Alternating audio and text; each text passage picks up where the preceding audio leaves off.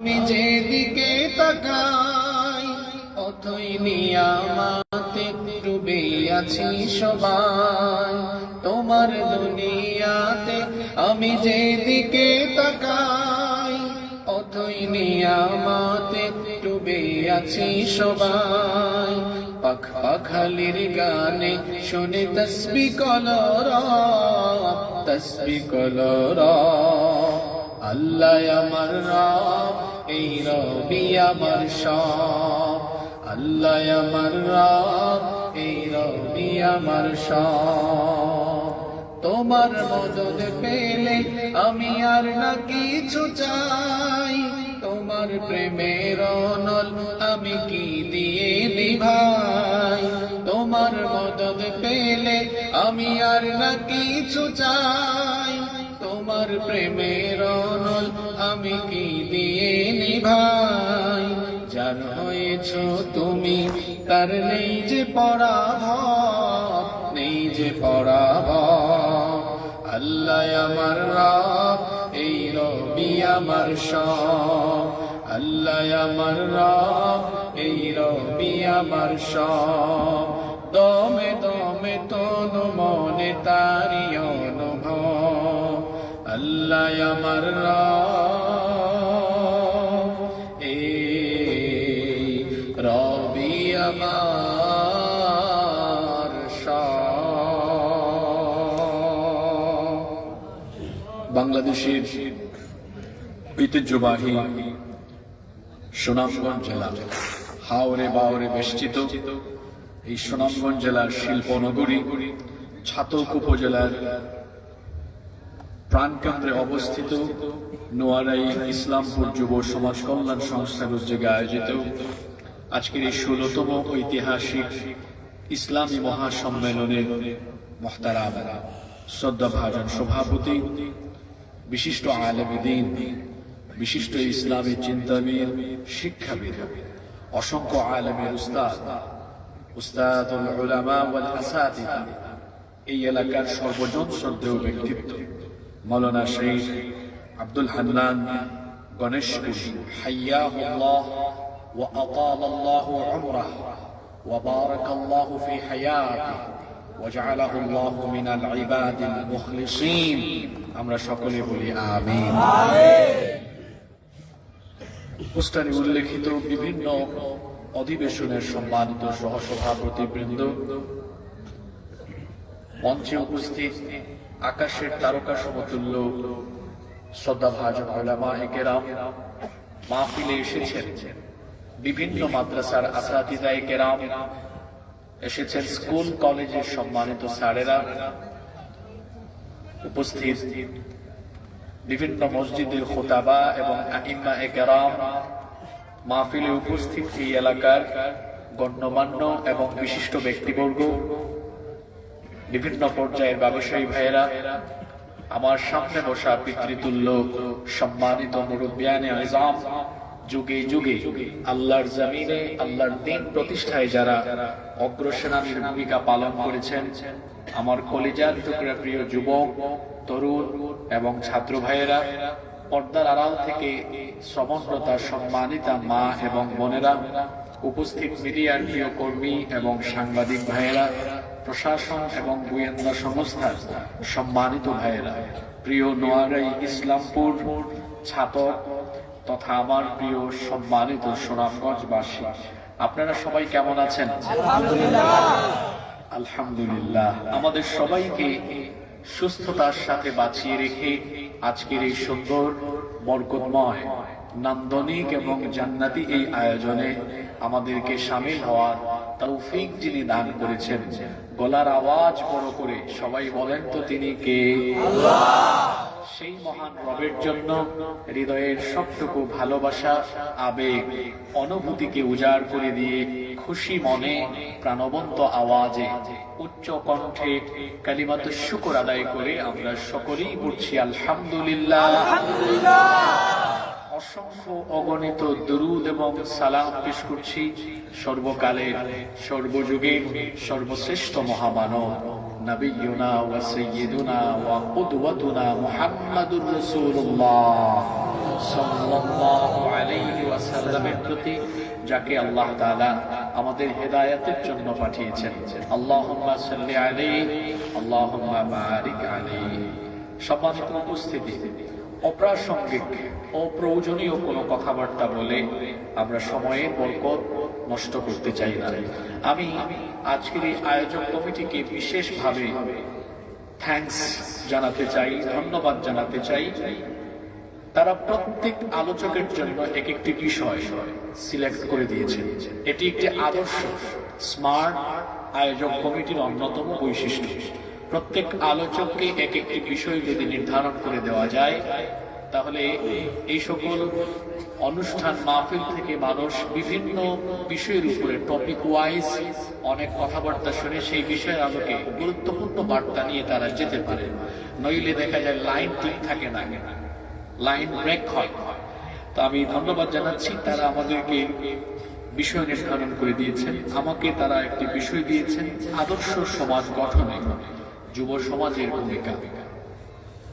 আদর্শ সমাজের জন্য আদর্শ যুবক দরকার, কারণ যুবকরা হচ্ছে সমাজের মেরুদণ্ড। মেরুদণ্ড ছাড়া যেমন মানুষ ইকোটা একটু কমিয়ে দেন, মেরুদণ্ড ছাড়া যেমন মানুষ সোজা হয়ে দাঁড়াতে পারে না, ঠিক তেমনি কোন সমাজ সভ্যতার যুবকরা যদি ধ্বংস হয়ে যায়, দিকভ্রান্ত বা পথভ্রষ্ট হয়ে যায়, তাহলে ওই সমাজ কোনোদিন মাথা উঁচু করে উন্নতি সমৃদ্ধির জায়গায় পৌঁছাতে পারে না। এজন্য যুবকরা হলো সমাজের প্রাণ শক্তি, যুবকরা হলো সমাজের মূল স্পিরিট, যুবকরা হলো সমাজের মূল শক্তি।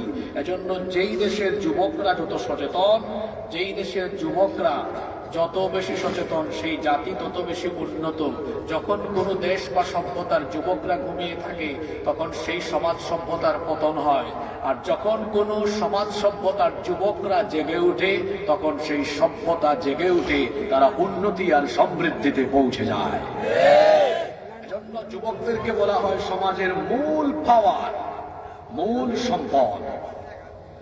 পৃথিবীতে যুগে যুগে যুবকরাই পরিবর্তন এনেছে। আবার কোন কোন সময় যুবকদের ভ্রান্তির ফলে, পতনের ফলে গোটা সমাজ ব্যবস্থা ধ্বংস হয়ে গিয়েছে। পৃথিবীর ইতিহাস তালাশ করলে দেখা যায় পৃথিবীর প্রত্যেকটি আন্দোলন সফল হয়েছে। পৃথিবীতে যতগুলো বিপ্লব হয়েছে সফল হয়েছে এই যুবকদের স্যাক্রিফাইস এবং যুবকদের এগিয়ে আসার কারণে। আপনি এটা দিনই দৃষ্টিভঙ্গির আলোকে দেখলে সেখানেও দেখবেন যুবকদের ভূমিকা বেশি। আবার যারা বেদিন আছে, অন্যান্য সংগ্রাম করেছে, কমিউনিজম, ক্যাপিটালিজম বা অন্যান্য যে কোনো সংগ্রামেও দেখবেন সেখানেও যুবকদের কন্ট্রিবিউশন আছে। আমরা যদি দিনই দৃষ্টিভঙ্গির আলোকে দেখি, তাহলে আমরা দেখব ইসলাম প্রচার, প্রতিষ্ঠা, শাহাদাত, এই সব কিছুতে যুবকরা এগিয়ে। সেই বদর, উহুদ, খায়বার, খন্দক থেকে নিয়ে শুরু করে পৃথিবীতে আল্লাহর দ্বীন ছড়িয়ে দেওয়ার জন্য যারা সবার আগে অগ্রগামী হয়ে তাজা রক্ত জমিনে ঢেলে দিয়ে শাহাদাতের নজরানা পেশ করেছে, তারা হলো এই উম্মার যুবক আর তরুণরা। আবার আপনি যদি পৃথিবীর বড় বড় বিপ্লবগুলো দেখেন, সেই চীন বিপ্লব, ফরাসি বিপ্লব থেকে নিয়ে শুরু করে এই সাবকন্টিনেন্ট, ভারতীয় উপমহাদেশের যতগুলো বিপ্লব, সেই 47 থেকে আপনি যদি স্টার্ট করেন, তারপরে যদি আপনি দেখেন 52 ভাষা আন্দোলন, 69 গণ অভ্যুত্থান, 71 মুক্তিযুদ্ধ, 90 আন্দোলন, এমনকি লাস্ট মাত্র কিছুদিন আগে গেল 24 আন্দোলন, সেখানেও যুবক তরুণ ছাত্ররা রক্ত দিয়েছে। যুবকরা যেখানে নেমে যায় সেখানে পরিবর্তন শুরু হয়ে যায়। এজন্য আমি বলি যুবকরা বদলে দেয়। যুবকরা যেদিকে যায় সেই দিকে কোনো না কিছু হয়ে যায়, কিছু না কিছু হয়ে যায়। এজন্য আমার ভাষায় আমি বলি যুবকরা হলো তুফানের মতো। বৈশাখ মাসের তুফান যেমন গাছের ডালপালা উড়িয়ে নিয়ে যায়, যুবকরা যদি কোন উদ্দেশ্যকে সামনে রেখে এগিয়ে যায়, তাদের এই তুফানের স্রোতের সামনে পৃথিবীর কোন পরাশক্তি আর দাঁড়িয়ে থাকতে পারে না। যুবকরা তুফানের মতো, তারা টর্নেডোর মতো, তারা নদীর স্রোতের মতো। আপনারা তো নদীর পাড়ের মানুষ, বর্ষাকালে যখন নদীতে পানি আসে দেখবেন প্রচন্ড স্রোত থাকে, স্রোতের সামনে যা আসে তা যেমন ভেসে যায়। যুবকরা যখন কোন উদ্দেশ্যকে সামনে রেখে গণজোয়ার শুরু করে, যুবকদের গণজোয়ারের সামনে পৃথিবীর কোন পরাশক্তি থাকতে পারে না, ভেসে ধ্বংসের কিনারে চলে যায়। যুবকরা হলো একটা সমাজ সভ্যতার মূল শক্তি। একটা সমাজের যুবকরা যদি সচেতন হয়, ভালো হয়, আদর্শ হয়, ওই সমাজটাও আদর্শবান হয়ে যায়। এজন্য যুবকদেরকে আদর্শবান হতে হবে। আর আদর্শবান হতে হলে আল্লাহর কোরআনের রঙে রঙিন হতে হবে। দেখুন, মানুষের জীবনে এই যৌবনকালই হচ্ছে সবচেয়ে দামি দৌলত। এজন্য আমরা একটা কথা বলি এরকম, youth is called the golden season of human life. যৌবনকালকে মানুষের জীবনের স্বর্ণালী সময় বলা হয়, কারণ এই সময়ে মানুষের শরীরে শক্তি সামর্থ্য কম থাকে না বেশি থাকে? বেশি থাকে। এই সময়টাকে কেউ যদি কাজে লাগায় তাহলে সে তার দুনিয়াবি কেরিয়ার সমৃদ্ধির জায়গায় নিয়ে যেতে পারে।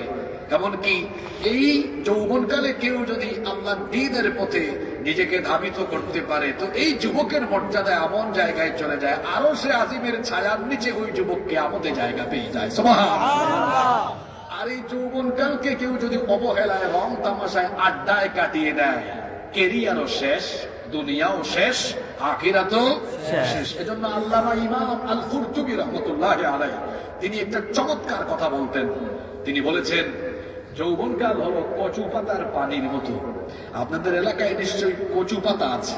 দেখবেন কচু গাছ সবসময় কি করে, এরকম হেলে দুলে। কচু পাতায় পানি পড়লে ওই পানি কিন্তু বেশিক্ষণ থাকে না, টলমল টলমল করে এটা যে কোনো মুহূর্তে পড়ে যেতে পারে। যৌবনকালকে কেন কচু পাতার পানির সঙ্গে তুলনা করা হয়েছে? যৌবনকালটা ওই কচু পাতার পানি যেমন অল্পক্ষণ থাকে, মানুষের হায়াতে যৌবনকালও এটা ক্ষণস্থায়ী, চিরকাল মানুষ যুবক থাকে না। সময়ের আবর্তনে চুল দাড়ি সাদা হয়, পেকে যায়। কচু পাতার পানি যেমন হঠাৎ করে পড়ে যায়, যৌবনকালও মানুষের হায়াত থেকে হঠাৎ করে হারিয়ে যায়।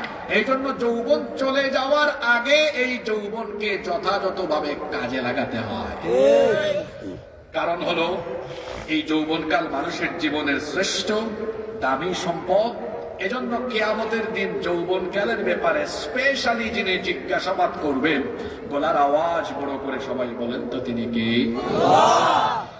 যেহেতু যৌবনকাল মানুষের জীবনের সবচাইতে দামি দৌলত, যৌবনকালেই মানুষের শরীরে শক্তি সামর্থ্য বেশি থাকে। যৌবনকালই হলো মানুষের হায়াতের সবচেয়ে গুরুত্বপূর্ণ অংশ। এই জন্য কিয়ামতের ময়দানে অবশ্যই প্রত্যেকটি মানুষকে যৌবনকালের ব্যাপারে রবের সামনে জবাবদিহি করতে হবে। দেখুন, তিরমিজি শরীফের বর্ণনায় হাদিস এসেছে। হাদিসের বর্ণনাকারী সাহাবী হচ্ছেন আব্দুল্লাহ ইবনে মাসউদ রাদিয়াল্লাহু আনহু। তিনি বলেছেন, লা তাজুলু কদামা ইবনি আদম মিন ইনদি রাব্বিহি হাত্তা ইউসআলা আন খামসিন। কিয়ামতের দিন 5টি প্রশ্নের জবাব না দিয়ে আল্লাহর কোন বান্দা এক কদম নড়ানোর সুযোগ পাবে না। 5টি প্রশ্নের জবাব না দিয়ে নড়াচড়া করার সুযোগও পাওয়া যাবে না। সেই 5টি প্রশ্ন হলো, নাম্বার 1, আন উমরিহি ফিমা আফনাহু। আল্লাহ জিজ্ঞেস করবেন, বান্দা তোমাকে যে এত লম্বা হায়াত দিলাম, এই জীবন তুমি কোথায় কিভাবে কাটিয়েছো? জীবনের হিসাব দেওয়া লাগবে যার কাছে। জোরে বলেন তিনি কে? আল্লাহ। 2 নম্বর প্রশ্ন করা হবে, আন শাবাবিহি ফিমা আবলাহু। ও বান্দা, তোমার জীবনের সবচাইতে সেরা সময় যৌবনকাল কিভাবে কাটিয়েছো? যৌবনের হিসাব আমার আল্লাহর কাছে দেওয়া লাগবে। 3 নম্বর প্রশ্ন করা হবে, মালুহু মিন আইনা কাসাবাহু। এই যে ধন সম্পদের পাহাড় গড়েছো, ধন সম্পদ কোন পথে কোথা থেকে উপার্জন করলে, সেই হিসাব আল্লাহর কাছে দেওয়া লাগবে। 4 নম্বর প্রশ্ন করা হবে, ওয়া ফিমা আনফাকাহু। ধন সম্পদ কোথায় কোথায় কিভাবে ব্যয় করেছো, তার হিসাবও আল্লাহর কাছে দেওয়া লাগবে। 5 নম্বর প্রশ্ন করা হবে, ওয়া মাদা আমিলা ফিমা আলিমা। কতটুকু জানতে, ততটুকু আমল করতে কিনা। এই 5টা প্রশ্নের মধ্যে একটা গুরুত্বপূর্ণ প্রশ্ন হলো, যেটা আমাকে আপনাকে সবাইকে করা হবে, আন শাবাবিহি ফিমা আবলাহু। যৌবনকাল কোথায় কেমনে কাটিয়েছি, এই হিসাব যার কাছে দেওয়া লাগবে তিনি কে? ও যুবক ভাইয়েরা, আজকের আয়োজকও তো আপনারা। নিজের যৌবনকালের ব্যাপারে সাবধান হয়ে যান আমার ভাইয়েরা। যৌবনের প্রত্যেকটি সেকেন্ডের হিসাব দেওয়া লাগবে কার কাছে? গায়ে শক্তি বেশি তো চর্বিও বেশি, খুব তেল এখন, তাই না? মোবাইল হাতে নিয়ে মোবাইলের অপব্যবহার, যৌবনকালে রং তামাশা আড্ডা চলছে, দিনদারির খবর নাই, নামাজের খবর নাই, রং তামাশায় আপনার যৌবনের প্রতিটা মুহূর্ত চলে যাচ্ছে। ও আমার ভাই, এই যৌবনকালের প্রতিটা সেকেন্ডের হিসাব যার কাছে দেওয়া লাগবে, সবাই বলেন তো তিনি কে? এই জন্য আল্লাহ নবী বলেছেন, যেহেতু তোমার যৌবনকালের ব্যাপারে আল্লাহর দরবারে জিজ্ঞাসিত হওয়া লাগবে, যৌবন ফুরিয়ে যাওয়ার আগে যৌবনকালের কদর করো। আল্লাহ নবী বলেছেন, মানুষ যেন তার হায়াতে এই পাঁচটা জিনিসের বিশেষ কদর করে, মানুষ যেন তার হায়াতে এই পাঁচটা জিনিসের মূল্যায়ন করে। আল্লাহ নবী বলেছেন, ইগতানিম খামসান ক্বাবলা খামসিন, পাঁচ জিনিস চলে যাওয়ার আগে পাঁচটা জিনিসকে গনিমত মনে করো। এক নম্বর হলো হায়াতাকা ক্বাবলা মাউতিক, মৃত্যুর আগে জীবনের কদর করো। সিহহাতাকা ক্বাবলা সুকুমিক, অসুস্থ হওয়ার আগে সুস্থ থাকাকালীন সময়ের কদর করো। শাবাবাকা ক্বাবলা হারামিক, বুড়া হয়ে যাওয়ার আগে যৌবনকালের কদর করো। গিনাকা ক্বাবলা ফাকরিক, অসচ্ছলতা আসার আগে সচ্ছলতার সময়ের কদর করো। ফিরাগাকা ক্বাবলা শুগুলিক, অবসর হওয়ার আগে ব্যস্ত হওয়ার আগে অবসর সময়টার কদর করো। এখানে পাঁচটা জিনিসকে রাসূল গনিমত মনে করতে বলেছেন, গনিমত হিসাবে কাজে লাগানোর জন্য বলেছেন। তার মধ্যে একটা হলো শাবাবাকা ক্বাবলা হারামি, বুড়া হয়ে যাওয়ার আগে যৌবনকালের কদর করো। খেয়াল করে শোনেন, বুড়া হওয়ার আগে যৌবনকালের কি করো? কদর করো। এখানে আমি দেখতে পাচ্ছি অনেক মুরব্বী বাবারা বসে আছেন, তারাও একটা সময় আমাদের মতোই ইয়াং ছিলেন, ওনাদের চুল দাড়ি কালো ছিল, কিন্তু সময়ের ব্যবধানে ওনাদের চুল দাড়ি আজকে সাদা হয়ে গেল। তারা যুবক ছিলেন, আজকে এই যৌবন প্রৌঢ় বয়স পেরিয়ে আজকে তারা বৃদ্ধা অবস্থায় চলে গিয়েছেন। যুবক ভাইয়েরা, যদি আমাদের হায়াত থাকে তাহলে আমরাও একদিন এই যৌবনকাল অতিক্রম করে চলে যাব। আর যৌবনকাল যেদিন আমাদের কাছ থেকে চলে যাবে, এই যৌবন চলে যাওয়ার পরে জোরে বলেন তো, যৌবন কি আর কখনো ফিরে আসবে? জোরে বলেন, যৌবন কি আর ফিরে আসবে? যৌবন আর ফিরে আসবে না। টাকা পয়সা দিয়ে অনেক কিছু কিনা যায়, কিন্তু টাকা পয়সা দিয়ে যৌবন কেনা যায় না। এজন্য যৌবন অনেক মানুষ হারাতেও চায় না। Nobody wants to lose youth time. যৌবনকাল কেউ হারাতে চায় না। এজন্য অনেক বুড়া মানুষকে দেখবেন, বুড়া হওয়ার পর চুলদারি কালার করে দেখতে যেন একটু ইয়াং ইয়াং লাগে। যতই কালার টালার করেন লাভ নাই, লাভ নাই। যৌবন চলে গেলে এটা আর কখনো ফিরে আসবে না। এজন্য রাসূল বলেছেন, তোমার যৌবন ফুরিয়ে যাওয়ার আগে, এটা চলে যাওয়ার আগে এটার কদর করো, এটাকে কাজে লাগাও।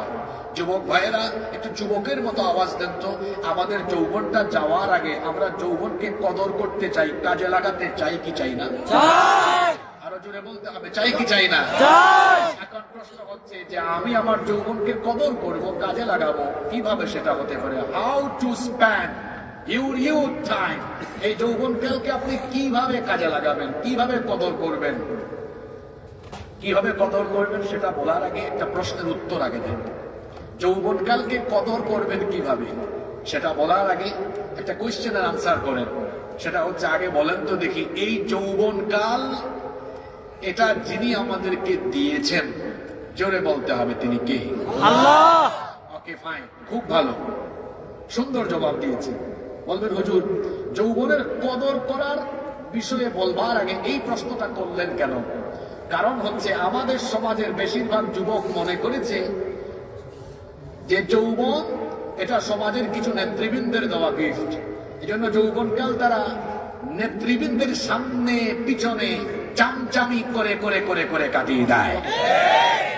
Keep in your mind, youth is not a gift given by your leader. যৌবন আপনার নেতার দেওয়া গিফট নয়। যৌবন যিনি দিয়েছেন তিনি কে? আল্লাহ। এই কথাটা কেন বলেছি সেটাও বলছি। দেখবেন আমাদের সমাজে যুবকদেরকে, লিডার পর্যায়ের লোকেরা যুবকদেরকে সবচেয়ে বেশি টার্গেট করে করে বেশিরভাগ ক্ষেত্রে কি করে, তার নিজের চেয়ারের জন্য 1000 2000 টাকা যুবকদের পকেটে দিয়ে অথবা লোভনীয় পদ পদবীর অফার করে সামনে পিছনে মোটরসাইকেল শুডাউন করালো। যুবকেরা বুঝলো না, আবেগের ঠেলায় পড়ে চলে গেল, অথচ তাকে কিন্তু ওরা চামচার মতোই ব্যবহার করে। এখন আমি যুবক ভাইদেরকে জিজ্ঞেস করতে চাই, ও আমার ভাইয়েরা, এই যে স্লোগান মারেন, শরীর থেকে ঘাম বের করেন, আপনার শরীরের প্রতি ফুটা ঘাম তো মূল্যবান। আপনার শরীরের ঘাম, আপনার শরীরের শক্তি, সামর্থ্য, যৌবন আর তারুণ্য কি আল্লাহ দিয়েছেন কারো চামচামি করার জন্য? আমাকে তো আব্বা ডাকলেও দিতে পারবে না। কারণ হলো আমাদের রক্ত, আমাদের ঘাম, আমাদের তারুণ্য, আমাদের যৌবন তো ওরা দেয়নি। এই তারুণ্য, যৌবন, ঘাম, শক্তি, সামর্থ্য কার দেওয়া? এজন্য পরিষ্কার ভাষায় শুনে রাখেন, যে যৌবন আল্লাহ দিয়েছেন সেই যৌবন আমি কারো সামনে পিছনে গিয়ে চামচামি করতে পারবো না। এটা আমার দ্বারা শোভা পায় না, মানায় না। যুবকদেরকে এজন্য বলছি, you have to personality, be a prestigious person. ব্যক্তিত্ববান হন। আপনার শরীরের ঘাম, রক্ত, শক্তি, সামর্থ্য, তারুণ্য, যৌবন, এটা কোন নেতা নেত্রীর জন্য নয়। যদি দিতেই হয় আল্লাহর জমিনে আল্লাহর কোরআনের রাজ কায়েমের জন্য উৎসর্গ করতে হবে। কোরআন আছে যেখানে আমরা আছি, আলেম উলামা যেখানে আমরা আছি, কথায় আছে সৎ সঙ্গে স্বর্গবাস, অসৎ সঙ্গে। এক লোক আতরের দোকানে ঢুকেছে, আতর কিনে না। 10 মিনিট যদি কেউ আতরের দোকানে ঢুকে বের হয়, তার শরীরে কিসের গন্ধ? জোরে বলতে হবে, কিসের গন্ধ? আরেক লোক বিড়ি সিগারেট খায় না, কিন্তু লাফার্জের কাছে এক বিড়িখুর তারে পাইছে। পাওয়ার পরে কুলাকুলি করে বসছে। যখন কুলাকুলি করছে, তখন বিড়িখুরের থেকে তার গায়ে বিড়ির গন্ধ চলে আসলো। লোকটা কিন্তু বিড়ি খায় না। বিড়ি খায়? তাহলে বিড়িখুরের সাথে কোলাকুলি করায় কিসের গন্ধ হইল? আমি বুঝাতে চেয়েছি, আতরের সাথে থাকলে যেমন আতরের ঘ্রাণ হয়, ঠিক তেমনি নামাজি মানুষ, দিনদার মানুষ, পীর মাশায়েখ, আল্লাহ ওয়ালাদের সাথে থাকলে ভালো ভালো নেক আমলগুলো আপনার উপর প্রভাবান্বিত হয়ে যাবে। আর বেনামাজি, বেদিন, কোরআন বিরোধী, ইসলাম বিরোধী, দিন নাই, নামাজ নাই, কিচ্ছু নাই, চুরি ডাকাতি, লুটপাট, যার নেশা আর চরিত্র, এদের সাথে থাকলে ধীরে ধীরে আপনারও খারাপ হয়ে যাওয়ার সম্ভাবনা আছে। এই জন্যই আপনি যৌবনকাল, এটার কবর গলার জন্য এই যৌবনকাল আল্লাহর ইবাদতের পথে, আনুগত্যের পথে কাটিয়ে দেওয়ার দৃঢ় সংকল্প করতে হবে। এখন প্রশ্ন হলো, আমি যৌবনকালের কদর কিভাবে করব?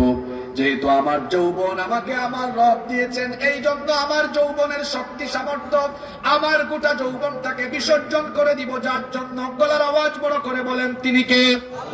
সেই আল্লাহর হুকুম হলো, আযান হয়ে গেলে সবার আগে মসজিদে যাও।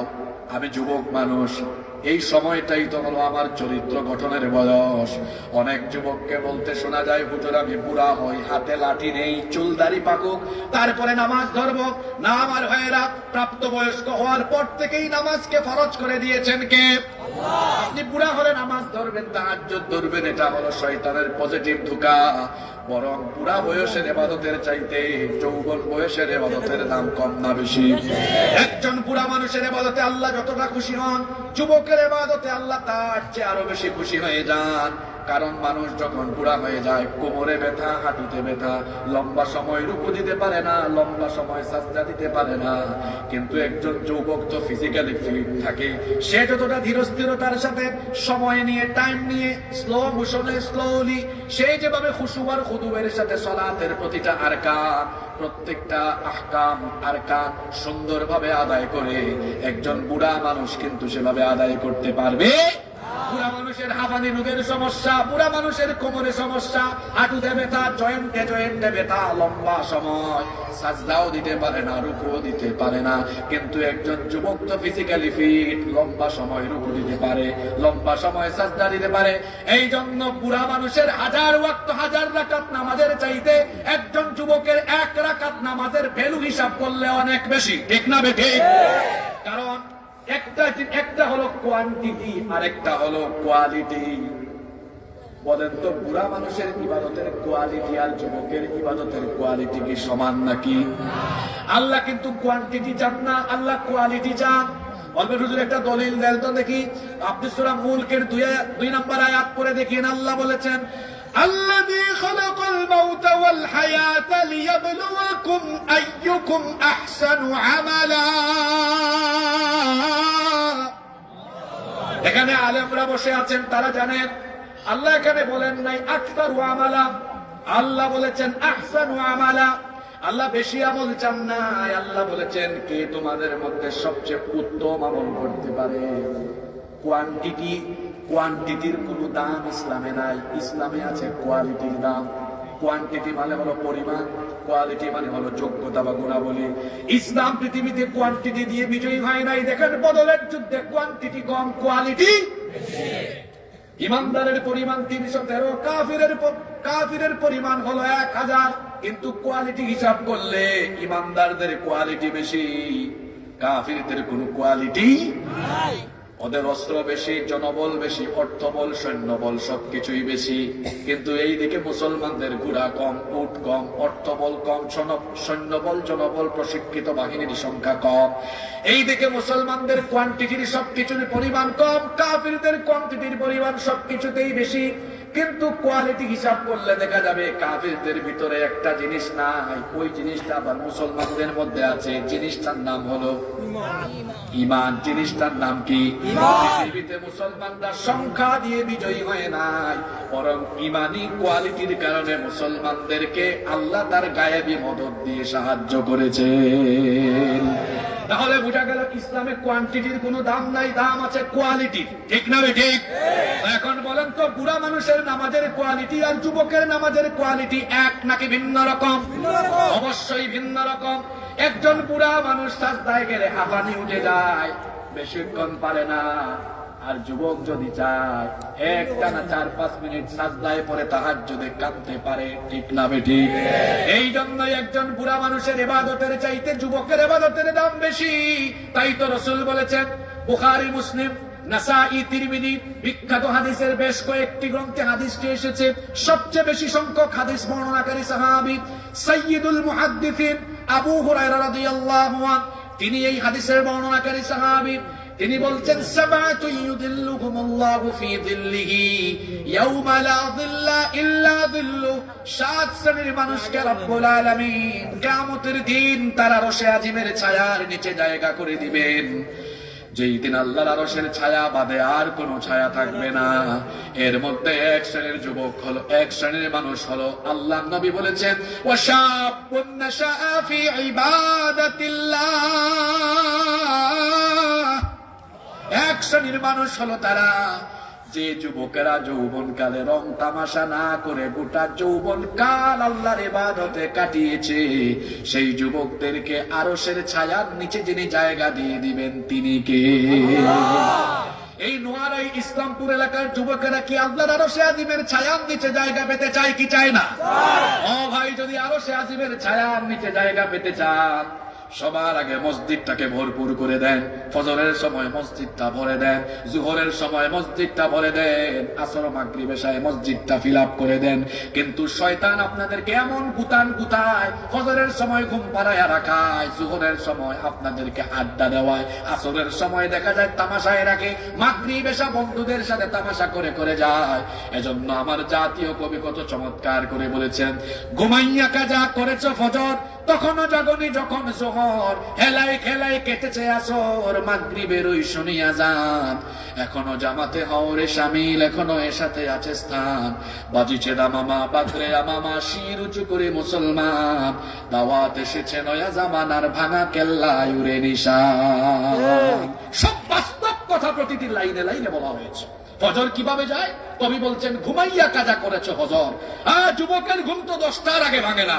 এই যে আপনি 10টা পর্যন্ত ঘুমান, এটাই জীবনের শেষ ঘুম হতে পারে। এই যে ঘুমিয়ে থাকলেন, ফজরে গেলেন না, জোহরের আগে জানাজা হওয়ার সম্ভাবনা আছে না নাই? আরো জোরে বলেন, আছে না নাই?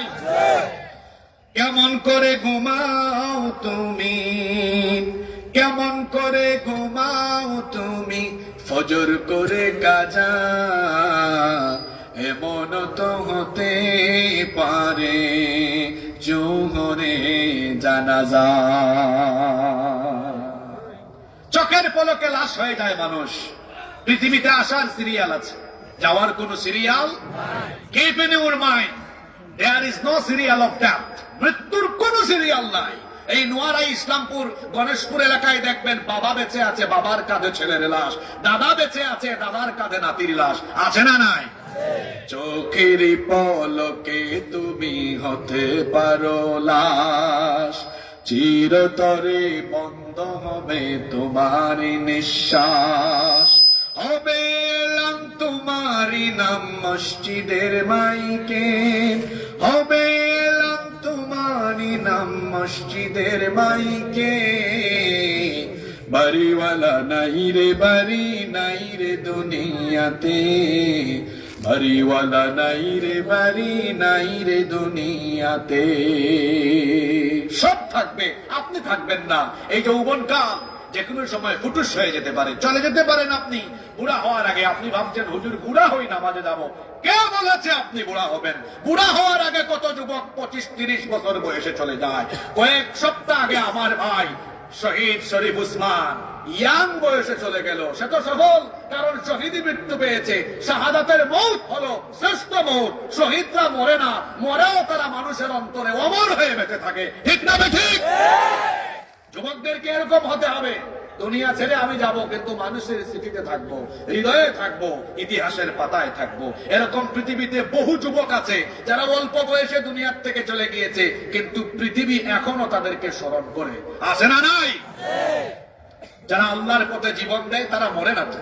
এজন্য কবিও কি সুন্দর বলছেন, আল্লাহর পথে যারা জীবন দিল তাদেরকে মৃত বলো না, ন্যায়ের পথে যারা শহীদ হলো তাদেরকে মৃত বলো না, অন্যায় আর মিথ্যার সাথে আপোষ করেনি তারা কোনো মতে, লাল তাজা খুন ঢেলে দিয়ে গেছে এই নগরীর বহু রাজপথে, মৃত্যু তাদের কাছে নয় তো মৃত্যু আরেক নাম নবজীবনের, হে খোদা মৃত্যুর এই বাসনা, হে খোদা মৃত্যুর এই কামনা, দাওন্তরে সব মুমিনের তাদেরকে মৃত বলো না। এদেরকে মৃত বলতে নিষেধ করেছেন কে? আমার ভাই শহীদ শরীফ উসমান মরেও বেঁচে আছে, ঠিক না ঠিক? যারা তাকে খুন করেছে ইতিহাসের পাতায় তারাই খুন হয়ে গিয়েছে। সরকারকে বলছি, আমার ভাই উসমান 3 সপ্তাহের বেশি সময় হয়ে গিয়েছে, কেন তার খুনিদেরকে এখনো গ্রেফতার করা হলো না? জাতি তার পরিষ্কার উত্তর জানতে চায়। কোন ছল চাতুরি চলবে না, কোন ছল চাতুরি চলবে না। যুবকদেরকে খেপাবেন না, যুবকদেরকে খেপাবেন না, যুবকদেরকে খেপাবেন না, নইলে যুবকরা নতুন বিপ্লবের ডাক দিয়ে দিবে। সম্মানিত ভাইয়েরা, আল্লাহু আকবার, আল্লাহু আকবার, লক্ষ হাদি করে করে, লক্ষ হাতি ঘরে ঘরে, এটা আপনারা স্লোগান দেন কিন্তু পেশাব করে পানি নেয় না। এটা আপনারা স্লোগান দেন আবেগে। হাদি এমনি নামটাও, ছেলেটার নামটাও সুন্দর, হাদি, যে মানুষকে হেদায়েতের দিকে আহ্বান করে। হাদি কি এমনি এমনি হয়েছে? হ্যাঁ, পুরাটা পরিবার একটা দিনই পরিবার, বাবা একজন আলেম, ভাইরা এক একটা কামিল মাদ্রাসার প্রিন্সিপাল, সে নিজে ঝালকাঠি এনএস কামিল মাদ্রাসায় আলিম পর্যন্ত পড়াশোনা করেছে, ফজরের নামাজে সবার আগে চলে যেত। তো হাদি হতে হলে, এই যে আমার ভাই স্লোগান দিলেন, সুন্দর স্লোগান, হাদি হতে গেলে কি ইসলামপুরের যুবকরা ফজরের সময় ঘুমায় থাকবে? আরো যারা বলেন ঘুমায় থাকবে? যদি হাদি হতে হয়, যদি সাহাবীদের আদর্শে, নববী আদর্শে আমাদের জীবনকে সাজাতে হয়, ফজরের আগে আমরা যুবকরা সামনের কাতারকে ফিল আপ করে দিব। রাজি আছেন? ফজরের সময় কোনো ঘুম নাই, কারণ ফজরের সময় যদি আমরা ঘুমাই আল্লাহ বেজার, শয়তান খুশি। তো আমরা খুশি করব শয়তানকে না আল্লাহকে? আল্লাহকে। আরো জোরে বলেন কাকে? আল্লাহকে। ফজরের সময় আমি যদি নামাজে যাই, দিনের শুরুতে প্রথম নামাজটাই গিয়ে আল্লাহকে খুশি করে দিলাম, জোহরে গেলাম আল্লাহকে খুশি করে দিলাম, আসরে মাগরিবে এশায় গিয়ে আল্লাহকে খুশি করে দিলাম। আল্লাহর নবী একদিন সাহাবীদেরকে বললেন, ও সাহাবীরা শোনো, তোমাদের কারো বাড়ির সামনে যদি একটা নহর থাকে, নদী থাকে, সেখানে কেউ যদি ডেইলি 5 বার গোসল করে, শরীরে কি কোনো ময়লা থাকবে নাকি? সাহাবীরা বললেন না। আল্লাহর নবী তখন বললেন, 5 ওয়াক্ত নামাজের উদাহরণ হলো তেমন, কেউ যদি 5 ওয়াক্ত নামাজ খুশু খুদুয়ের সাথে যথাযথভাবে জামাতে আদায় করে, 5 ওয়াক্তের নামাজের কারণে আল্লাহ তার সারা দিনের সকল গুনাহগুলো মাফ করে দিবে। তার মানে নামাজিরা পবিত্র থাকে, নামাজের মাধ্যমে গুনাহ মিটিয়ে দেন কে? ও যুবক ভাইরা, যৌবনকালকে যদি পবিত্র রাখতে চায় তাহলে নামাজের কোনো বিকল্প নাই। নামাজ ছাড়া যাবে না, ওয়াজ শোনা নফল, নামাজ আদায় করা ফরজ। কিন্তু আপনারা আমাদের দেশে দেখবেন উল্টা চিত্র, এখানে মাহফিলে মানুষ বেশি, নামাজে মানুষ কম। আমি জানি এখানে আল্লাহর কুতুবরা এত বেশি হয়েছেন, জায়গা নাই, দাঁড়ায় আছে, প্যান্ডেলে জায়গা নাই, কিন্তু এখানে বহু কুতুব আছে যারা এশার নামাজ কাজা করে আবার ওয়াজ শুনতে বসে গেছে। বলেন এখানে আছে না নাই? এখানে বহু কুতুব আছে যারা রাত 1টা পর্যন্ত ওয়াজ শুনে তবারুক খাইয়া, সিন্নি খাইয়া, দোয়া করে তারপর বাড়িতে যাবে, ফজরের নামাজ পড়বে না, রাত 9টার সময়, সকাল 9টার সময় উঠবে। ও আমার ভাই, সারা রাত ওয়াজ শুনলেন, ফজর পড়লেন না, নামাজ কাজা করলেন, এই ওয়াজের কোনো দাম নাই। আমরা কথা বলি কম, কাজ করি, আমরা কথা বলি বেশি, কাজ করি কম, ওয়াজ বেশি, আমল কম, এমনটা হওয়া যাবে না। কবি বলেছেন, আমাদের দেশে হবে সেই ছেলে কবে, কথায় না বড় হয়ে কাজে। এই জন্য ওয়াজে আসছেন ভালো কথা, মাহফিলে এসেছেন ভালো কথা, কিন্তু নামাজ ছাড়া যাবে না। কারণ মুসলমান ঈমান আনার পরে প্রথম ডিউটি হলো নামাজ। কিয়ামতের দিন সবার আগে প্রথম যে আমলের হিসাব না হবে, সবাই বলেন তো আমলটার নাম কি? যে ওয়াজ ভালো আপনারা জানার, খালি আমলটা করেন না। ওয়াজ জানার সাথে খালি আমলটা করেন, সম্মান বাড়াইয়া দিবেন কে? আল্লাহ। যে ব্যক্তি জেনে আমল করে না সে ব্যক্তি নিকৃষ্ট, জানার পরে যে ব্যক্তি আমল করে না সেই ব্যক্তি হলো নিকৃষ্ট। আল্লাহ কোরআনে বলেছেন, রাসূল এ ব্যাপারে অনেক কথা বলেছেন, অনেক হাদিস এরকম আসে। একটু আগেই তো বলেছি, কিয়ামতে জিজ্ঞেস করা হবে, মাদা আমিলা ফিমা আলিমা, যা জানতে তা মানতে কিনা। কোরআনে আল্লাহ বলেছেন, লিমা তাকুলুনা মা লা তাফআলুন, যেটা বলো সেটা কেন করো না। আমলের সাথে, ইলমের সাথে আমলের সংমিশ্রণ না থাকলে এই ইলমের কোনো দামও থাকে। এজন্য আমাদের উস্তাদরা আমাদেরকে শিখিয়েছেন, ইলমের চাইতে আমল বেশি করো, তাহলে ইলমটাকে মানুষের জন্য উপকারী বানিয়ে দিবেন কে? এখানে যত মাদ্রাসার তলবে ইলমরা এসেছেন, বলবো ভাই উস্তাদদের কথা শুনবেন।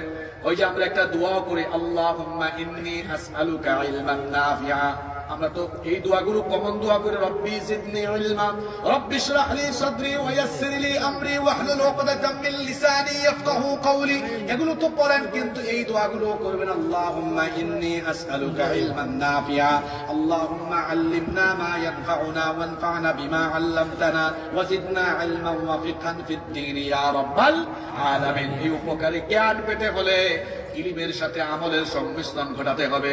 আমার দেশে দেখবেন অনেকে ইলম আছে, আমল নাই। ইলমের সাথে যার আমল নাই, এই ইলমের কোনো দাম আল্লাহর কাছে নাই। এজন্য ইলমের সাথে আমলের সংমিশ্রণ ঘটাতে হয়। কথাটা কেন বললাম? এই যে মাহফিলে আপনারা যুবকরা বেশি বেশি এসেছেন, আলহামদুলিল্লাহ। আপনারা এখানে আয়োজন করলেন, যুবকরা খুব ভালো, আলহামদুলিল্লাহ। যেভাবে আমরা ইলমের সাথে আছি, আমলের সাথে থাকার দরকার আছে না নাই? সর্বপ্রথম আমল হলো, সবচেয়ে উত্তম আমল হলো নামাজ। জোরে বলেন, সবচেয়ে উত্তম আমল কি? এজন্য যুবক ভাইদেরকে সিদ্ধান্ত নিতে হবে, এখন থেকে 1 ওয়াক্ত নামাজ আমরা কাজা করব না। রাজি আছেন? কে কে রাজি নাই হাত তুলেন। মাশাআল্লাহ, খুব ভালো ছেলে পেলে, মনোযোগ আছে। কারা কারা আর নামাজ কাজা করবেন না আজকে থেকে সিদ্ধান্ত নিয়ে নিয়ে 2 হাত তুলে আল্লাহকে দেখান। মাশাআল্লাহ, হাতগুলো নামান। এই নামাজ আপনাকে দুনিয়া আখিরাতে সফল করে দিবে। ওই যে বুখারীর হাদিস, রাসূল বলেছেন, এই প্রথম প্রশ্ন নামাজের যে আটকাবে না, ফা ইন সালুহাত ফাকাদ আফলাহা ওয়া আনজাহ, এই নামাজের হিসাবটা ঠিক, সে সফল হয়ে যাবে, আল্লাহ তাআলা জান্নাত দিয়ে দিবেন। সুবহানাল্লাহ পড়বেন না? তো বলছিলাম যৌবনকাল আমরা কিভাবে কদর করব। যৌবনকালকে কিভাবে কাজে লাগাবো? এক নাম্বার হলো আমার যৌবনদাতা আমার রবের জন্য 5 ওয়াক্ত সাজদায় করে যাব, আমার রবকে সাজদা দিব। 1 ওয়াক্ত নামাজ আমি কাজা করব না, কারণ নামাজ ছেড়ে দিলে আমার আল্লাহ নারাজ হয়ে যান, নামাজ ছেড়ে দিলে আমার আল্লাহ খুশি হয়ে যান। এই জন্য এখানে থাকা প্রত্যেকটা যুবক আজকে সিদ্ধান্ত নিলেন 1 ওয়াক্ত নামাজ আমরা কাজা করব না। আল্লাহর কসম, যদি আপনারা 5 ওয়াক্ত নামাজের সাথে শেষ রাতে যদি তাহাজ্জুদের সাজদাটাও বাড়াতে পারেন, আল্লাহ আপনাদেরকে তার ওলি বানায়া দিবেন, আল্লাহর ওলি হয়ে যাবেন। কিন্তু আপনাদের খাসলত হলো ভিন্ন, আপনারা রাত 3টা 4টা পর্যন্ত মোবাইলে তাহাজ্জুদ পড়েন, এত বেশি মোবাইল চালায়, Facebook addicted, TikTok YouTube addicted. ও আমার ভাইরা, আল্লাহর প্রিয় বান্দারা রাত জেগে ফেসবুক ইউটিউব চালায় না, তাহলে আমরা বললাম আল্লাহ তাহলে তোমার প্রিয় এবং জান্নাতি বান্দারা রাত জেগে কি করে? আল্লাহ সূরা ফুরকানে জবাব দিয়ে দিলেন, ওয়া ইবাদুর রাহমানিল্লাযীনা ইয়ামশুনা আলাল আরদি হাওনা ওয়া ইযা খাতাবাহুমুল জাহিলুনা ক্বালু সালামা والذين يبيتون لربهم سجدا وقياما। আল্লাহ বললেন আমার প্রিয় বান্দা হলো তারা والذين يبيتون لربهم سجدا وقياما, রুকু আর সাজদা দিয়ে দিয়ে রাত কাটায় যারা আমার প্রিয় বান্দা হলো তারা। অন্য আয়াতে আল্লাহ বলেছেন কানু কালিলাম মিনাল লাইলি মা ইয়াহজাউন, রাতের বেলা খুব অল্প সময় তারা ঘুমায়, বিছানা থেকে তাদের পিঠ আলাদা হয়ে যায়, তারা রাত জেগে জেগে শেষ রাতে তাহাজ্জুদের সাজদা দিয়ে দিয়ে চোখের পানি ছেড়ে ছেড়ে তারা রাত কাটিয়ে দেয়। রাতের আধারে যারা সিজদাতে রয়, দু চোখের অশ্রুতে নদী যেন বয়। রাতের আধারে যারা সিজদাতে রয়, দু চোখের অশ্রুতে নদী যেন বয়।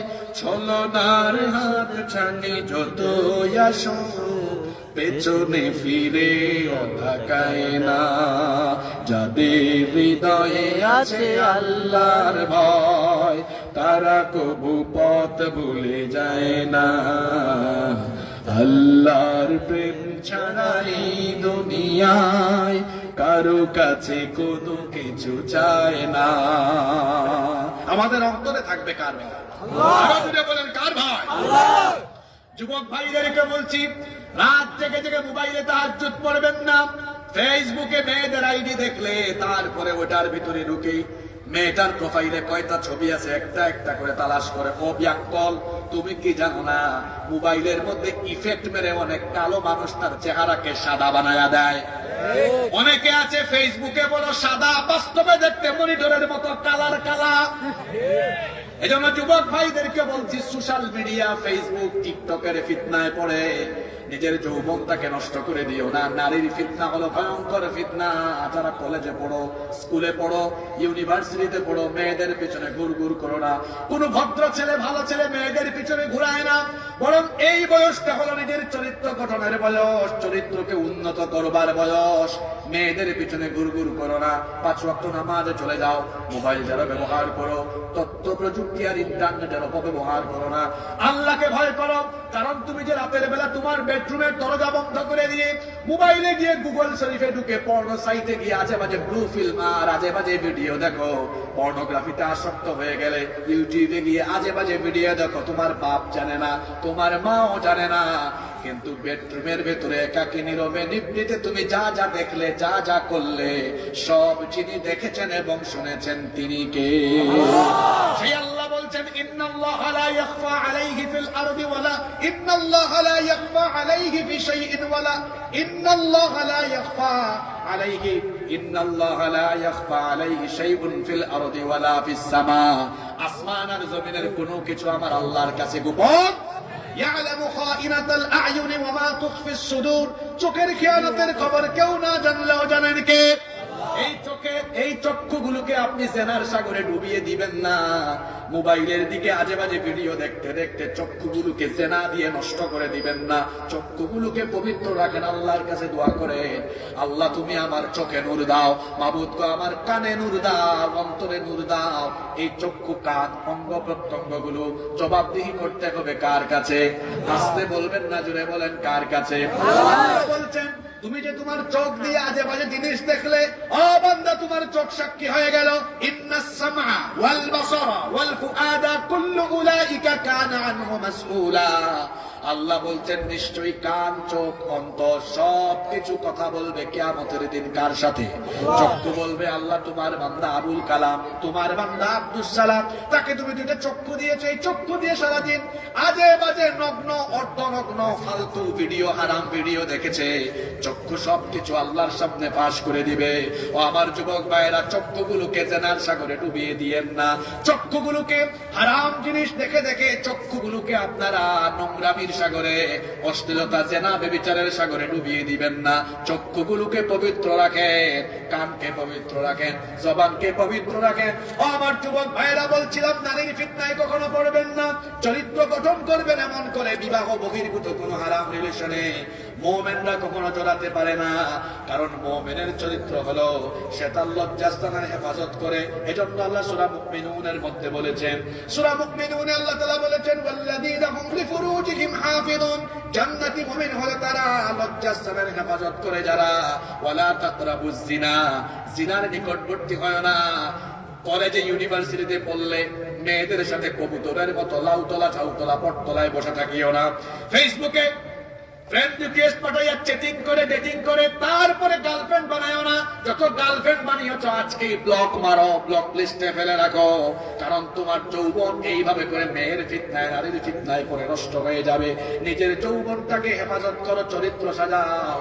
ওই যে সাইয়েদনা ইউসুফ আলাইহিস সালামের মতো আপনার দিকে সাতকের ইসলামপুরের কয়টা মেয়ে তাকায় বলেন আপনার কি চেহারা দেখছি গো? কিন্তু সাইয়েদনা ইউসুফ আলাইহিস সালাম, যাকে রব্বুল আলামিন দুনিয়ার অর্ধেক সৌন্দর্য দিয়েছেন, কথাটার ওজন বুঝেন। দুনিয়াটা যত সুন্দর, দুনিয়ার অর্ধেক সৌন্দর্য আল্লাহ ইউসুফ নবীকে দিয়েছেন। আল্লাহু আকবার! ইউসুফ নবী পেয়েছেন দুনিয়ার অর্ধেক সৌন্দর্য, আর আমার রাসূল পেয়েছেন দুনিয়ার পুরো সৌন্দর্য। সুবহানাল্লাহ! ইউসুফ আলাইহিস সালাম এত সুন্দর সুপুরুষ ছিলেন, যাকে দেখে মিশরের সম্ভ্রান্ত বংশের সুন্দরী নারীরা ফল কাটতে গিয়ে আঙ্গুল কেটে ফেলেছে, টেরও পায় নাই। যে ঘরে তিনি বেড়ে উঠেছেন সেই ঘরের সম্ভ্রান্ত সুন্দরী নারী অভিজাত বংশীয় জুলাইখা প্রত্যেকদিন তার চোখের সামনে ইউসুফ আলাইহিস সালামকে দেখতে দেখতে এমন মোহে পড়ে গেল।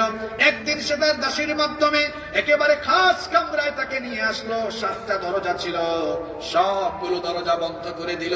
তারপরে বলল, ইউসুফ আমার মনোবাসনা পূরণ করো। সে যখন ইউসুফ আলাইহিস সালামকে কুপ্রস্তাব পেশ করলো, ইউসুফ আলাইহিস সালাম আল্লাহকে ভয় করে সেই প্রস্তাবকে রিজেক্ট করলেন। আর যুবকেরা, তোমাদের চরিত্র তো জানি, কোন মেয়ে যদি কোনোদিন আই লাভ ইউ বলে মাথা ঘুরাইয়া পড়ে যাবা, উল্টা তুমি আরো বলো। আর ইউসুফ আলাইহিস সালামকে ডেকে নিয়ে খাস কামরায় যখন এই সুন্দরী মহিলা বলল, আমার মনোবাসনা পূরণ করো, আল্লাহর নবী সাইয়েদনা ইউসুফ আলাইহিস সালাম এই প্রস্তাবকে রিজেক্ট করে দিয়ে তিনি আল্লাহকে ভয় করে, তিনি জানতেন সবগুলো দরজা তালা দেওয়া, চাবিও জুলাইখার কাছে। এটা জেনেও তিনি আল্লাহর উপর তাওয়াক্কুল করে আল্লাহর ভয়ে যখন তালাবদ্ধ দরজার দিকে দৌড় মারলেন, আমার রব খুশি হয়ে গিয়ে তার কুদরতি চাবি দিয়ে সবগুলো দরজা তার জন্য খুলে দিলেন। চরিত্র সাজার এমন বিবাহ বহির্ভূত কোন হারাম রিলেশনে কোন যুবক সম্পৃক্ত থাকতে পারে না, ব্লক লিস্টে ফেলে দাও।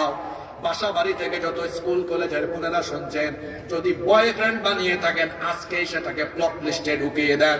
বিবাহের আগে কোনো হারাম রিলেশনে সম্পৃক্ত হওয়া যাবে না। বুখারীর বর্ণনায় হাদিস এসেছে, আল্লাহ নবী বলেছেন, মাইয়াদমাল্লি মা বাইনা লাহিয়াইহি ওয়া রিজলাইহি আদমানু লাহুল জান্নাহ। যে ব্যক্তি তার দু চোয়ালের মধ্যবর্তী জায়গা অর্থাৎ জবান আর দু উরুর মধ্যবর্তী জায়গা অর্থাৎ লজ্জাস্থানের হেফাজত করবে, অর্থাৎ বিবাহ বহির্ভূত হারাম সম্পর্ক থেকে যে যুবক, যে ব্যক্তি বেঁচে থাকবে, রাসূল বলেছেন কাল কিয়ামতের দিন আমি নবী নিজে তার জন্য জান্নাতের জিম্মাদার হয়ে যাব। যুবক ভাইরা একটু যুবকের মতো আওয়াজ দিয়ে বলেন তো, কিয়ামতের দিন রসুলের জিম্মাদারি, রসুলের সুপারিশ আপনারা চান কি চান না? তো ওই জরিনা সকিনাকে ব্লক লিস্টে ফেলেন, ওই জরিনা সকিনাকে ব্লক লিস্টে ফেলেন। আল্লাহকে ভয় করে বিবাহ বহির্ভূত সকল প্রকার হারাম সম্পর্ক থেকে নিজেকে সেফ রাখতে হবে, ঠিক না বেঠে? এইভাবে এই যৌবনকালের কদর করতে হয়। যৌবনকালের কদরটা এইভাবেই করতে হয়। 5 ওয়াক্ত নামাজ ধরতে হয়। অসৎ সঙ্গ, অসৎ নেতৃত্ব ছেড়ে দিতে হয়, যেটা আমি প্রথমেই বলেছি, সৎসঙ্গে স্বর্গবাস, অসৎ সঙ্গে। এই কথাটা কেন বলেছি রে ভাই? এটা যদি আপনি না করেন কিয়ামতের দিন আফসোস করবেন। কোরআন কারীমের 25 নম্বর সূরা সূরাতুল ফুরকানে আল্লাহ বলছেন, ওয়া ইয়াউমা ইয়া'আদ্দু যালিমু আলা ইয়াদাইহি ইয়াকুলু ইয়া লাইতানি ইত্তাখাযতু মা'আর রাসূলি সাবিলা। কিয়ামতের দিন কিছু লোকেরা দুই হাত কামড়ায়া কামড়ায়া আফসোস করে বলবে, হায় আফসোস, আমি কেন রাসূলের আদর্শের পথে পরিচালিত হলাম না। যারা রাসূলের আদর্শ ধারণ করত, লালন করত, কেন আমি তাদের সাথী হলাম না, সঙ্গী হলাম না। তারা আরো বলবে, ইয়া ওয়াইলাতা লাইতানি লাম আত্তাখিয ফুলানান খালিলা। যুবক ভাইরা মনোযোগ আছে না গেছে? এই পরিষ্কার কথাগুলো শোনার পরেও যারা এই সকল শেষরা চোর চামারদের সঙ্গ ছাড়তে পারবে না, আমি মনে করবো তার মগজে শয়তান পেশাব করে দিয়েছে। পরিষ্কার কথা বুঝে না কেন? আল্লাহ বলছেন, এরা আফসোস করে বলবে, লাইতানি লাম আত্তাখিয ফুলানান খালিলা। আফসোস, আমি যদি অমুককে বন্ধু না বানাতাম, অমুককে নেতা না বানাতাম, অমুকের সঙ্গে না চলতাম, আজ আমি বেঁচে যেতাম। ও আমার ভাইয়েরা, আফসোস করার আগে সময় থাকতে ভালো হয়ে যাওয়া ভালো না খারাপ? হয় আলেম হন, নইলে আলেমের ছাত্র হন, নইলে আলেম উলামা পীর মাশায়েখদের সঙ্গী সাথী হন। বেনামাজি বেদিন ইসলাম বিরোধীদের সাথে আমাদের কোনো সম্পর্ক নাই, ঠিক না বেঠিক? উলামা মাশায়েখ পীর মাশায়েখদের সাথে থাকে, আজে বাজে সঙ্গ ছাড়েন। বলছিলাম যৌবনকাল কিভাবে গঠন করবেন? 1 নম্বরে নামাজ ধরে ফেলবেন, নামাজ ছাড়া যাবে না। 2 নম্বর অসৎ নেতৃত্বের সাথে থাকা যাবে না, থাকবো আমরা আলেমদের সাথে, পীর মাশায়েখদের সাথে। রাজি আছেন না নাই? 3 নম্বরে বলেছিলাম, এই মোবাইল আর ইন্টারনেটের অপব্যবহার বাদ দিয়ে নারীর ফিতনা থেকে নিজেকে সেফ রেখে চরিত্র গঠন করতে হবে। চরিত্র হলো মানুষের বড় সম্পদ। চরিত্র ধ্বংস হয়ে গেলে যার মধ্যে চরিত্র নাই তার মধ্যে কিছুই। কিভাবে যৌবনকালের কদর করবেন? যৌবনকালের কদর করার জন্য এডিকশন থেকে, মাদকাসক্ত থেকে নিজেকে হেফাজত করতে হবে। মাদক হলো আজকে যুবকদের চরিত্র ধ্বংস করে দেওয়ার জন্য আজকে একটা অনেক বড় শয়তানি উপাদান। আর মাদক এগুলো শয়তানি উপাদানে আল্লাহ তো সূরা মাইদায় বলে দিয়েছেন, ইন্নামাল খামরু ওয়াল মাইসিরু ওয়াল আনসাবু ওয়াল আজলামু রিজসুম মিন আমালিশ শাইতান। মাদক, জুয়া, ভাগ্য নির্ণায়ক তীর, ভাস্কর্য, প্রতিমা, এগুলোকে শয়তানি কাজ যিনি বলেছেন তিনি কে? ওই যে এদিকে বাসতলা না কি একটা জানি আছে, এদিকে বর্ডার আছে, বর্ডার দিয়া অনেক সময় মাদকের চোরা চালান ঢুকে, ঠিক না বেঠিক? যুবকদেরকে বলবো, ইয়াবা, গাঁজা, ফেন্সিডিল আমার দেশে হিন্দুরা নিয়ে গেছে সব মা, আর মুসলমান নিয়ে গেছে সব বাবার বাবা। ওই কুমিল্লা, এরপরে ব্রাহ্মণবাড়িয়া গেলে দেখবেন বাবা আর বাবা, বাবার অভাব নাই। ওখানে আছে শেরালি বাবা, মেরালি বাবা, খেতা বাবা, গেদা বাবা, বুধাই বাবা। আমি যত বাবা বলছি দেখবেন সব বাবা, আপনারা গুগল শরীফে সার্চ করে মিলায় দেখেন। এমনকি আপনি আশ্চর্য হবেন, আমি তো চট্টগ্রাম থাকি, সেখানে আছে পদ্মাসার মাজার। আরো আশ্চর্য হবেন, চট্টগ্রামের সীতাকুণ্ড উপজেলার কুমিরায় আছে ডাইচাল বিয়ার মাজার। আরো আছে, আমি ওই যে ফরিদপুর রাজবাড়িতে দেখলাম জামাই পাগল বাবার দরবার শরীফ। আমি তো ছবি তুলেছিলাম, আমার ফেসবুক পেজে আমি পোস্ট করেছিলাম যে আমি তো আশ্চর্য দরবার বাংলাদেশে পেয়েছি, জামাই পাগল বাবার দরবার। জানি না বাংলাদেশে বউ পাগল আছে কিনা। 5 মিনিটের মধ্যে একজন কমেন্ট করেছে মুন্সিগঞ্জের গোজারিয়া থেকে, কই হুজুর আছে তো? আমার এলাকায় মুন্সিগঞ্জের গোজারিয়া আছে বউ মোস্তান শাহ রহমাতুল্লাহ আলাইহি। জামাই পাগল, বউ পাগল, কি এমন দেশ? আবার ভাববেন না হুজুর কি পীর আউলিয়া বিরোধী নাকি? না, আমার তো জন্মস্থান সিলেটে, আমরা 360 আউলিয়ার এলাকার মানুষ। আমরা ওলি আউলিয়াদেরকে সম্মান করি, মহব্বত করি, ভালোবাসি। কিন্তু পীর আউলিয়ার লেবাস করে, ভণ্ডামি করে, মাজারে বাজার বসিয়ে যারা মানুষের ঈমান নষ্ট করে, তাদের সাথে আমাদের সম্পর্ক না। আমাদের দেশে কিছু হুক্কুর হুক্কুর জিকির করে। আমাকে একজন দেখাইছে, দেখছেন যে ডিজিটাল জিকির, আমি দেখে বললাম এটা জিকির না, লোকটার মনে হয় কুষ্ঠকাঠিন্য হইছে, হেড অফিস ক্লিয়ার না, এটা তো কোথায় গেছে সে।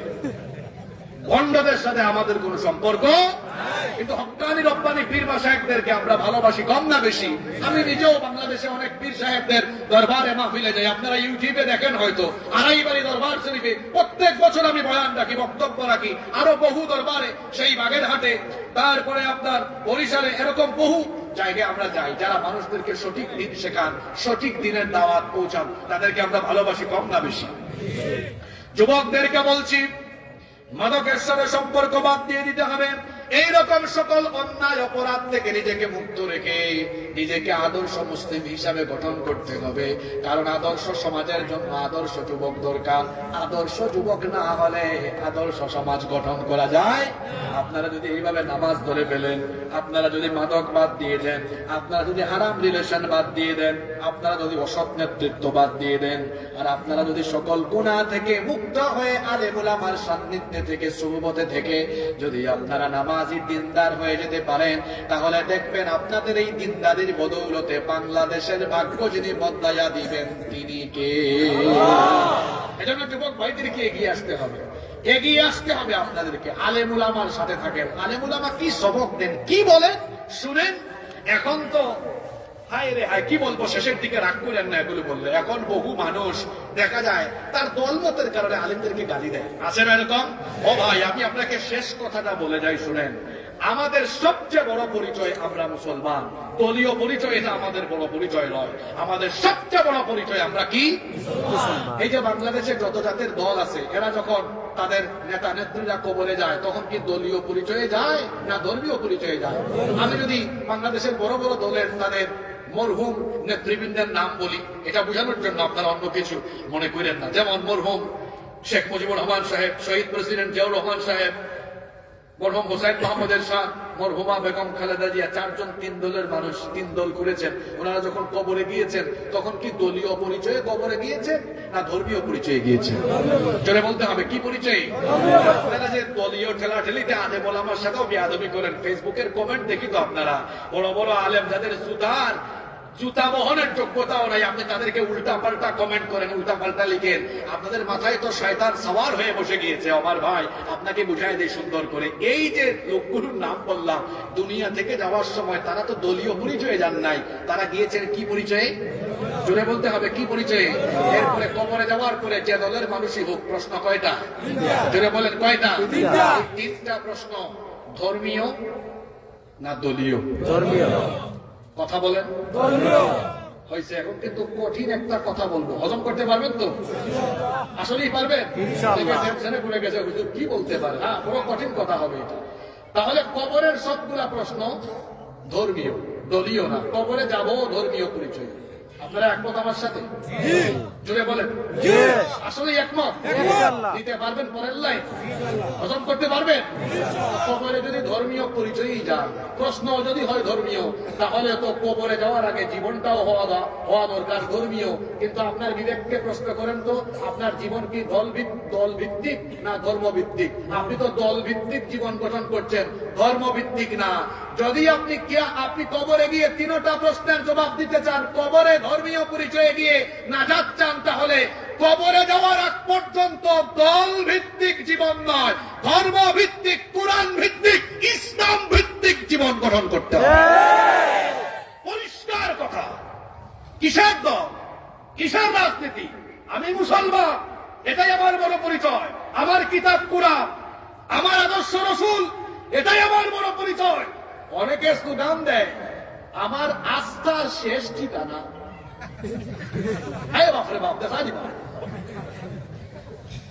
তারপরে কি, আমার ভাই তোমার ভাই, অমুক ভাই তমুক ভাই, আমার ভাইয়ের চরিত্র।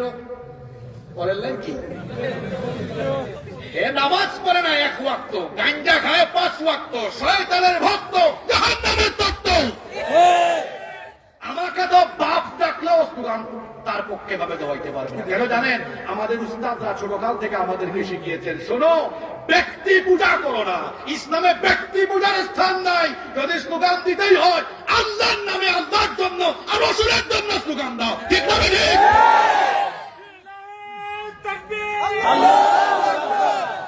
ব্যক্তি পূজা বাদ দাও যুবকেরা, ব্যক্তি পূজা বাদ দাও, ব্যক্তি পূজা বাদ দাও।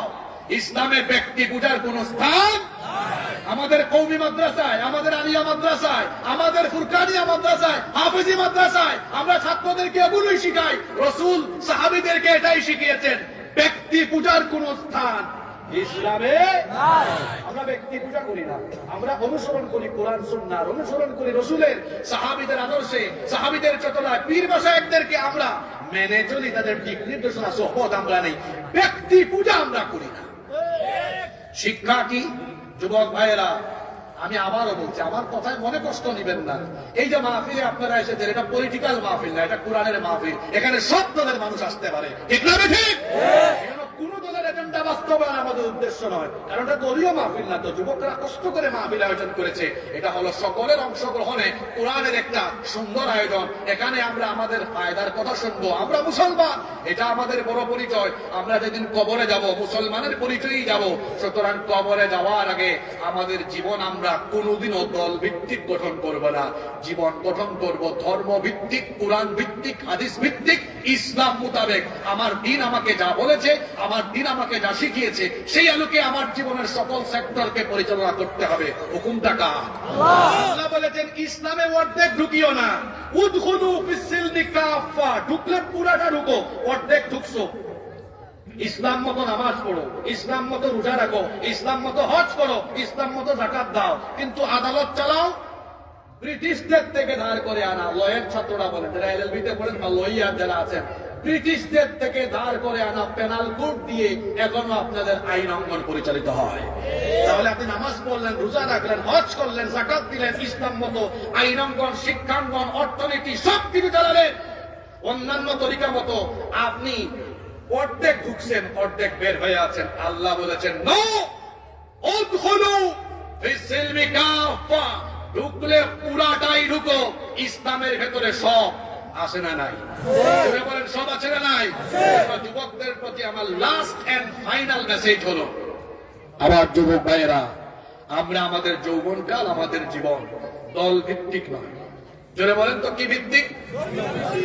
ধর্ম ভিত্তিক। একবারে সংক্ষেপে বলে ফেলেন, ইসলাম ভিত্তিক। জোরে বলেন কি ভিত্তিক? সবাই রাজি আছেন তো? এখন করার আওয়াজ ছোট হয়ে গেছে যে হুজুর এতক্ষণ মধুর মধুর কথা বলছে, লাস্টে একটু না। আপনারা সবাই আমার বন্ধু, সবাই আমার ভাই, আপনারা কেউ আমার দুশ্মন নন। আমরা সকলকে আমাদের ভাই হিসেবে গ্রহণ করে নিয়েছি, এগুলো আমাদের কল্যাণের জন্য বলেছি। আমরা সবাই ইসলাম ভিত্তিক জীবন গঠন করব। রসুল নাই, রসুলের ওয়ারিসরা আছেন না, উলামা মাশায়েখদের সাথে, পীর মাশায়েখদের সাথে আমরা থাকবো। আলেম উলামা পীর মাশায়েখদের সুহবতে থেকে কোরআন সুন্নাহ ভিত্তিক সুন্দর আদর্শ জীবন গঠন যদি আমরা করতে পারি, তাহলে আদর্শ সমাজ বানায় দিবেন কে? আল্লাহ। আল্লাহ আমাদেরকে তৌফিক দান করেন। পরবর্তী মেহমান সম্ভবত চলে আসছে। আলহামদুলিল্লাহ, আমার ভাই চলে এসেছেন, তিনি সুন্দর কথা বলবেন। আপনারা আমার জন্য দোয়া করবেন, আমি আপনাদের জন্য দোয়া করি। ইন্তেজামিয়া কমিটিতে যারা আয়োজন করেছেন, আল্লাহ সবাইকে মাফ করে দেন। সুবহানাকা আল্লাহুম্মা ওয়া বিহামদিকা আশহাদু আল লা ইলাহা ইল্লা আনতা আস্তাগফিরুকা ওয়া আতুবু ইলাইক। আসসালামু আলাইকুম ওয়া রাহমাতুল্লাহি ওয়া বারাকাতুহু। দোয়া মুখতাসার, আপনারা বসেন। আলহামদুলিল্লাহ, সম্মানিত উপস্থিতি, এতক্ষণ যাবৎ অত্যন্ত গুরুত্বপূর্ণ। আল্লাহুম্মা আমিন। রব্বানা যালামনা আনফুসানা ওয়া ইল্লাম তাগফির লানা ওয়া তারহামনা লানাকুনান্না মিনাল খাসিরিন। রব্বুল আলামিন, আজকের আয়োজনকে কবুল আর মঞ্জুর করে দাও। আমরা যারা এসেছি আমাদের সবার গুনাহ মাফ করে দাও, আমাদের আব্বা আম্মাকে মাফ করে দাও। আল্লাহ, আমাদের সবাইকে তুমি দ্বীনের জন্য কবুল করে নাও। সাল্লাল্লাহু তাআলা আলা খায়রি খালকিহি মুহাম্মাদিন ওয়া আলিহি ওয়া আসহাবিহি আজমাইন বিরহমাতিকা ইয়া আরহামার রাহিমিন। আমিন।